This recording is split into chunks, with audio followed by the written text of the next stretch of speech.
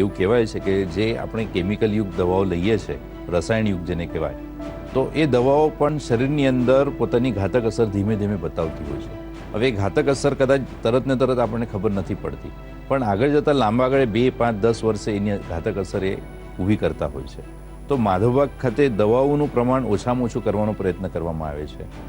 લાઇફસ્ટાઈલની અંદર ખાવાની વાત કરીએ તો સ્ટેન્ડર્ડાઇઝ ખાવાનું એક આપવામાં આવે છે, અને એ ખાવાનું પણ જે છે એ ગણતરીપૂર્વકનું 2 મહિના, 3 મહિના કે 4 મહિના સુધી ખાલી આપવામાં આવે છે. એટલે ડિસીઝ રિવર્સલ જે છે 2 કે 3 મહિનાની અંદર એચીવ કરવામાં આવતું હોય છે. આવું કહેવાય છે કે આયુર્વેદના હિસાબે આપણે કહીએ છીએ કે આયુર્વેદિક દવા જે છે, આયુર્વેદિક દવા બહુ લાંબા સમય આપણને લેવી પડે છે, પણ માધવબાગ ખાતે આ વસ્તુનો છેદ ઉડાડી દેવામાં આવે છે.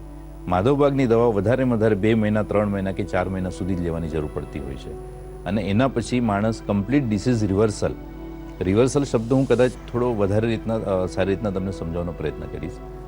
ડિસીઝ રિવર્સલ એટલે આપણને તમને ડિસીઝ જે ઉંમરની જે કન્ડિશન અથવા જે ઉંમરના સ્લોટ ઉપરથી આવતી હોય છે, ધારો કે આપણે ડાયાબિટીસ, બ્લડ પ્રેશર, હૃદયરોગ, સમજો ઉંમરના 30, 40, 45 કે 50મા વર્ષે આવતું હોય, તો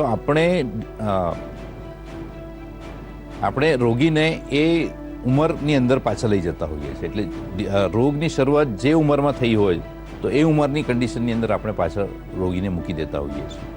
જેમ કે ખાલી વજનની વાત કરીએ તો આપણું નોર્મલી વજન 30, 35, 40, 45 વર્ષ પછી વધવાની શરૂઆત થયેલી હોય છે, તો આપણે વજન ઓછું કરીને એમને એ કન્ડિશન એ ઉંમરની અંદર પાછા મૂકતા હોઈએ છીએ.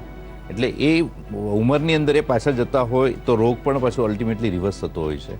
રોગ રિવર્સ થાય એટલે માણસની ડિપેન્ડન્સી દવા ઉપરથી ઓછી થઈ જતી હોય છે, અને દવાની ડિપેન્ડન્સી ઓછી થાય એટલે ટોક્સિક અસર ઓછી થઈ જાય.